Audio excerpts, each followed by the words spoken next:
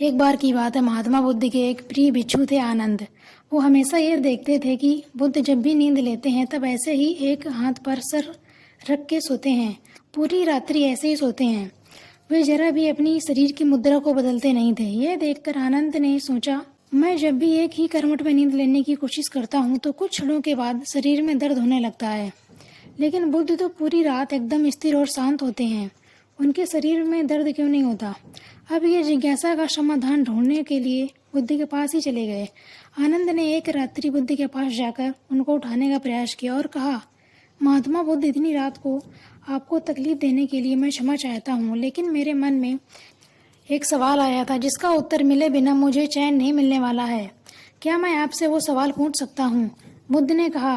निसंकोच होकर कहो। आनंद ने पूछा, मैं आपको पिछले 20 सालों से देख रहा हूँ। जब भी आप सोते हैं एकदम स्थिर होते हैं। आप ऐसा कैसे कर सकते हैं? मैं तो ये बिल्कुल नहीं कर पाता। बुद्ध ने कहा, मैंने शरीर की वो मुद्रा ढूंढ ली है जो मेरे लिए मुझे सही लगी।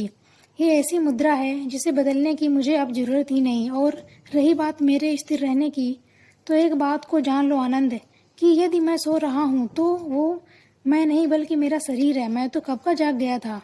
इसलिए तो तुम सब मुझे बुद्ध कहते हो। जो व्यक्ति अपने ज्ञान और विवेक से अपने जीवन का अंधकार मिटाता है और जाग जाता है, उसे सोने की कोई आवश्यकता नहीं होती है। पर क्योंकि इस वक्त मैं इस शरीर में हूँ तो इस शरीर को निंद्रा की आवश्यकता है, तो इस शरीर को सोना पड़ता है। एक बात और जान लो आनंद, जब अपना मन अस्थिर होता है तो शरीर भी अस्थिर रहता है।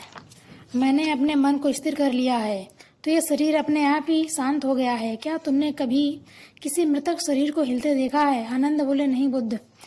तो बुद्ध बोले, उसी तरह मेरा शरीर भी उस मृतक शरीर जैसा ही तो है, बस उस शरीर में चेतना नहीं है, मेरे में है। इस कहानी से बुद्ध ये कहना चाहते थे कि एक बार जब आपका मन शांत हो जाता है तो आपका शरीर सो सकता है। जब एक अज्ञानी व्यक्ति सोता है तो वह अचेतन होता है। उसे यह नहीं पता होता है कि ये अपने आसपास क्या हो रहा है।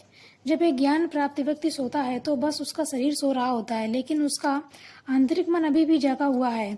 वो पूरी चेतना के साथ सो रहा होता है। तो सिद्धार्थ जब बुद्ध बने तो उसके बाद वो कभी नहीं सोए। बस हर रात अपने शरीर को आराम देने के लिए वो इस मुद्रा में होते थे।